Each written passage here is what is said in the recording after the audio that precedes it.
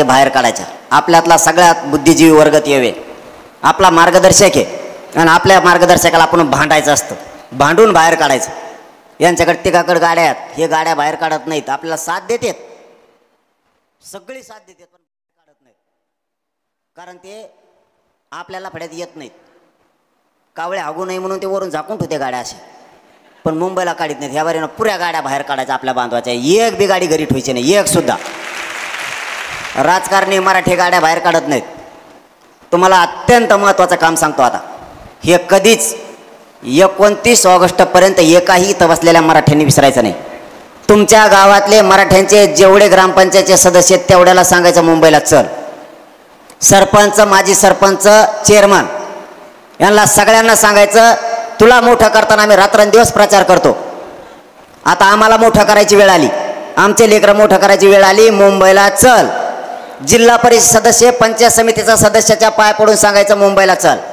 आजी माझे सगळे सभापती, उपसभापती, खासदार, आमदार, मंत्री, माजी आमदार सगळ्यांना सांगायचं मुंबईला चल. नगरसेवक, महापौर, नगराध्यक्ष, भावी जिल्हा परिषदेचे सदस्य, भावी आमदार, जिल्हा अध्यक्ष, जिल्हा प्रमुख, सगळ्या पक्षाचे शहर अध्यक्ष, तालुका अध्यक्ष, मराठ्यांचे असणारे सगळ्यांना सांगायचं मुंबईला चल.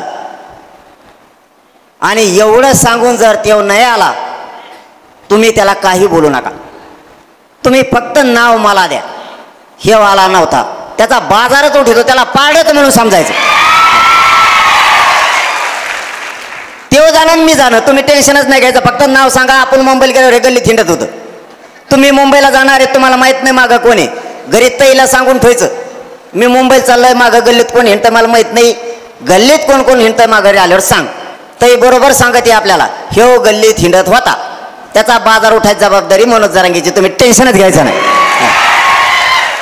तेव्हा किती दादा असून द्या, दादीन असून द्या, दादा फादा तर मी काही ठुले नाही, दादा अर्धे मोक्यात घातलेत, काही ठुले नाहीत दादा फेदा. तिकडे इतके दादा तर नाहीतच तुमच्याकडे, ते दादा डायरेक्ट डिस्काउंटच करतात. डिस्काउंट करणारे दादा जेलात आता नुसतेच शेण पापड्या खातात. आता एक दादीन राहिली, वळवळ केली की गेली.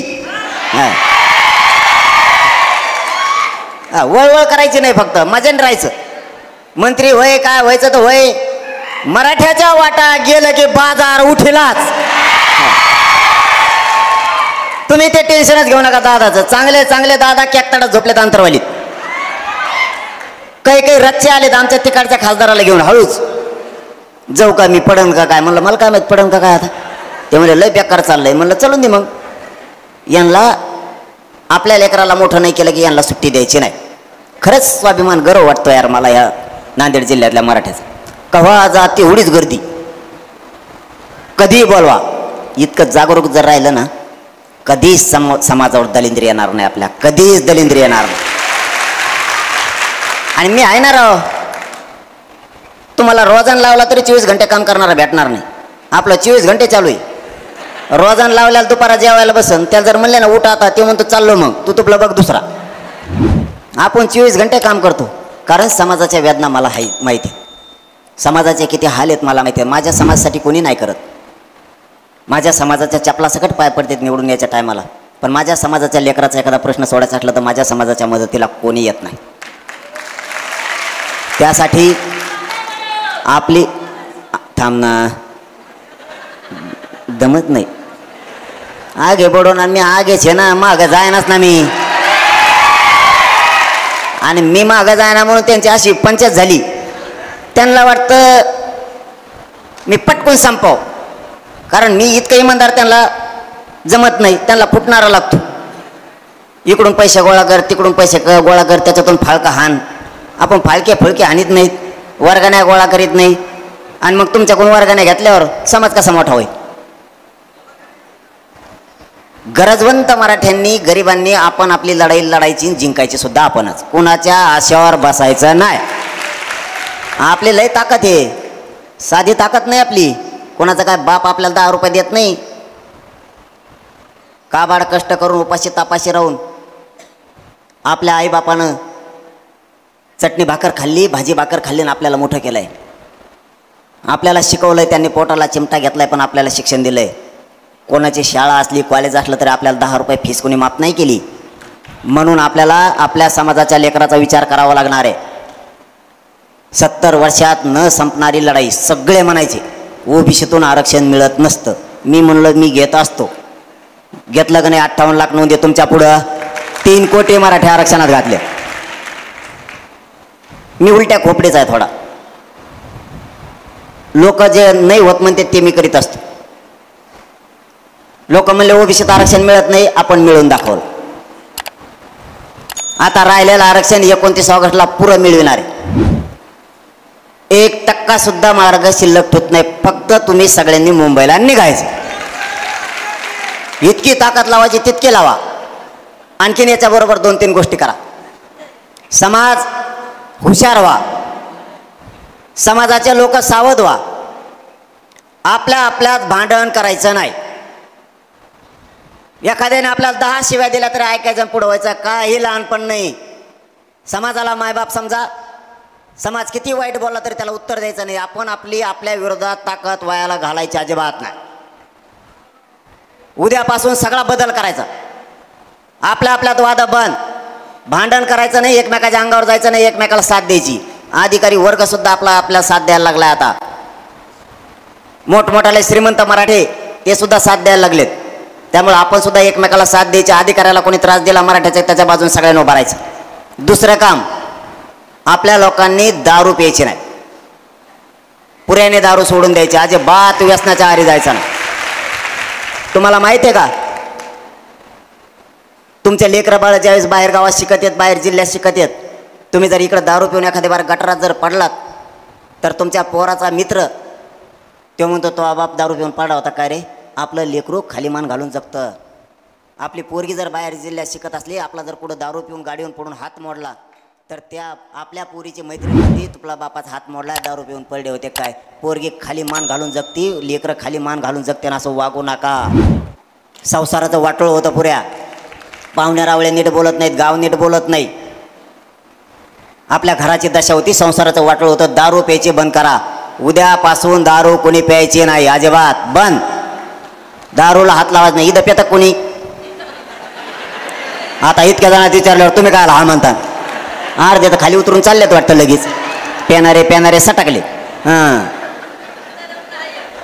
दारू पिऊ नका. जेव लय वर हात करीन ताणून, याचा अर्थ समजायचा आपण त्यांनी रेटून टाकलेली. इथून पुढं दारू पिऊ नका. मी हात जोडून सांगतोय तुम्हाला, दारू पिऊ नका. आणि एकामेकाचे बांध फोडायचे बंद करा. बांध फोडायचे नाही. शेवटची विनंती आहे तुम्हाला आता जाता जाता. हे बघा, सणावाराचे दिवस आहेत. इथं राहताल, एखादी पोळी खाताल, 10-15 भजे खाताल. सण बुवार पुन्हा येतील, पण आरक्षण नोकरी जर गेली तर पुन्हा येणार नाही. लेकरा बाळाचं वाटोळं करू नका. हिंदू संस्कृती, वारकरी संप्रदायाची संस्कृती जपणं आपले कर्तव्य आहे. पण याचा अर्थ असा नाही की समाजाच्या लेकराचं वाटोळं होईल. आता गणपती बाप्पा आहेत. पुन्हा आपण अर्धे ईद गुतून पडतो. काही वेळेस प्रमाणात कमी करा. पोराच्या पोरीचा 50,000 1 लाख रुपये महिना आल्यावर मोठमोठाले उत्सव साजरे करू. पण आधी समाजाला मिळून द्या. आमचा गणपती आम्ही मुंबईला चाललेला आहे. त्या बारीने आम्हाला समुद्रात विसर्जन करायचं. काय अडचण आहे का? काय बंधन आहे कायद्यात? तुमचा गणपती मुंबईला आणू नये. आमचा काय चावतो का तुम्हाला? आणि चाभरे बघा ना कशी ती. त्या चाभऱ्याचा 1.5 दिवसाचा गणपती परातीत घेतेत, निघाला गिरगाव चौपाट्यावर घालिंग लोटांगण. आणि आमचा 11 दिवसाचा. अरे आम्ही 3 महिन्याचा करू. दम आहे आमच्यात मराठ्यात तेवढा. 3 महिन्याचे करू. पण यांचे त्यांच्या सोयीनुसार आहेत. त्यांना विचारलं 1.5 दिवसाचं कमवून, ते म्हणतात आमच्या तिला लई काम असतं. तिला विचारलं का कमवून, ते म्हणजे आमचे ते लई बिझी असतात. आणि दोघाला विचारलं ते म्हणजे आमच्या पोराला टाईमच नाही, लई गडबडीत असतात. म्हणून यांचा 1.5 दिवसाचा. ह्या वेळेस आपल्या गणपती बाप्पाचं विसर्जन मुंबईला. तुमच्यासुद्धा गणपती सगळे मुंबईला घ्या, वर गाडीवर बांधून. रोज आरती करायची. आम्ही 5 देव बाप्पा घेतले. तिथं भेटतोय नाही देव बाप्पा, त्याच्यामुळे इकूनच 5 चालले. कुठंच अडचण नाही आली पाहिजे. कीर्तनं ठुलेत. संध्याकाळी उपोषणात शिवशाहिरांचे पोवाडे ठेवलेत. नामवंत शिवशाहीर आणलेत. संगीत भजन म्हणणारे गायक नामवंत आणलेत. पाकवाज वाजक नामवंत आहेत. त्यांना नुसतं फोन लावून सांगितलं तुम्हाला मुंबईत भजन मानायचे कीर्तन, त्यांनी तिकडच्या तारखी सोडून दिल्या. चलो म्हणले मुंबईला, टाळून पकवाज घेऊन सगळं तिकडंच. ज्याला जे आवडतंय ते ऐकायचं, कीर्तन ऐका, पवाडे ऐका, संगीत भजन ऐका. आणि ज्याला काहीच आवडत नाही त्याच्यासाठी येणे गाड्याला डीजे बांधून घेतले, तुला धंगाड एकाकडे चलून दे तिकडे कोपऱ्याला. आता काय चलून द्या, आता लफडं तुपलं एका कडेला काय करावं मग आता. ज्याला जे असेल ते, प्रत्येकानं आपण आपल्या गाडीला डीजेच घेतले, डीजे लावायची गरज नाही. आणि देशात एवढी मोठी मिरवणूक कवाच होणार नाही. नांदेडपासून गणपतीची मिरवणूक मुंबई पोत, रेकॉर्ड ब्रेक होईल ना. आणि सगळ्यांनी गणपती घेतले, आम्ही घेतलाय बा. जर आपले 2 माणसं मुंबईला गेले तर 2 घरी आहेत. जर तुम्हाला इथंच बसायचं असेल तर बसा. 2 आपले आई वडील जर मुंबईला गेले तर पोरं घरी आहेत गणपतीची आरती करायला, आणि पोरं गेले तर आई वडील इथं आहेत. त्याच्यामुळे उत्सवातलं गुंतून पडू नका एवढं वर्ष. एकदा समाजाला जिंकून द्या, दणक्यात उत्सव करीत जाऊ आपण मोठमोठाले. पण आज संकट आहे, संकट असल्यावर जेवतं ताट बाजूला लोटायची प्रथा मराठ्यात आहे. शेती आपले आईबापा आपल्याला शिकवतात. पाऊस पडल्यावर शेतकऱ्याची एक म्हण आहे, मढं झाकायचं पण पेरणी करायची. तर आयुष्यभर आपल्या लेकराला लक्ष्मी म्हणून ते धान्य घरात येतं. तसं वेळेला महत्त्व द्यायचं. सध्या मराठी राज्यातले आता खवळून उठलेत, मुंबईकडे निघालेत. आपण घरी नाही झोपायचं, मर्दाच्या भूमिकेत मराठ्यांनी यायचं, भेकडाच्या भूमिकेत जगायचं नाही. अख्ख्याचे अख्खे मराठी मुंबईत दिसले पाहिजे. मी रातपाट एक करून जीव जाळतो, उपाशी तपाशी राहतो तुमचे लेकरं मोठे होण्यासाठी. मावशी झोपतान एक डुकली हाणली, मग आलं बारीक देण असतं. म्हणून तर देवेंद्र फडणवीस फुल टेन्शनमध्ये. कालपासून खलबतं सुरू झालेत. आज एक मंत्री आले ते, आता हे सुरू झालं मचाळा. तुम्ही त्या मचाळ्याकडे ध्यान द्यायचं नाही, तुम्ही तयारी ठेवायची मुंबईकडे यायची. आता जर झोपलं तर शत्रू आपला मुर्दा पाडून जाईन, हे ध्यानात ठेवा. त्याच्यामुळं योग्य वेळी योग्य सावध राहायचं, मराठ्यांनी शिकायचं. कोणत्या टायमाला सावध राहायचं हे मराठ्यांनी ठरवलं पाहिजे. छत्रपती शिवरायांनी आपल्याला इतका मोठा इतिहास दिलाय. छत्रपतींनी कधीच बेसावध राहून कधीच मावळ्यांना हरू दिलं नाही. मावळे पण कधीच बेसावध राहिले नाहीत. मराठ्यांना माझं आव्हान आहे, एकानंही बेसावध राहायचं नाही. मराठ्यांचे हार होता कामा नये. यावेळेस काही झालं तरी हरकत नाही, मराठे जिंकून मुंबईतून वापस यायचंय. अशी आरुळे ठोका, इतके रेकॉर्ड ब्रेक मराठी मुंबईकडे निघाले पाहिजेत. भूतो ना भविष्यात असा मराठ्यांचा विजय झाला पाहिजे. मराठ्यावर आरक्षण घेऊन गुलाल फेकायचा, विजयाचा म्हणजे फेकायचाच, अजिबात हटायचं नाही कोणी. आता जे व्हायचं असेल ते होईल, पण मुंबईत घुसायचं. मराठ्यांच्या डोक्यावरती आरक्षण घेऊन गुलाल टाकायचा. चंद्र सूर्य आहे तोपर्यंत मराठ्यांना आरक्षण उडालं नाही पाहिजे. लेकरा बाळांच्या आयुष्याचं कल्याण करा मायबापा हो. शेवटी आपल्याशिवाय आपल्या लेकरा बाळाला कोणी नाही. लेकरांना अपेक्षा लागल्यात, आम्हाला आरक्षण मिळालं, आम्ही अधिकारी होऊत. लेकरा बाळ सुखात समाधानात राहिले पाहिजेत. एकाही मराठ्यांनी जबाबदारीनं काम करायचंय, बेसावध एकाही मराठ्यांनी काम करायचं नाही. आजपासून घर ना घर जागा करायचं, गाव ना गाव जागा करायचंय. जिल्हा तालुका राज्यात जिथपर्यंत ओळख असेल तिथपर्यंत मराठी जागे करायचे.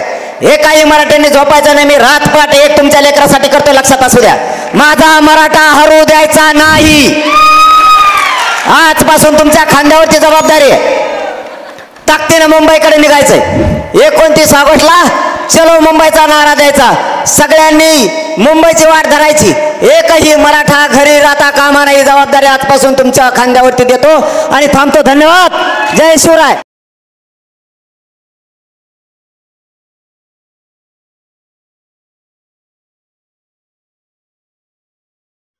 इंदुरेकर महाराज कीर्तन, आपले कीर्तन, इंदुरेकर महाराजांचे कीर्तन.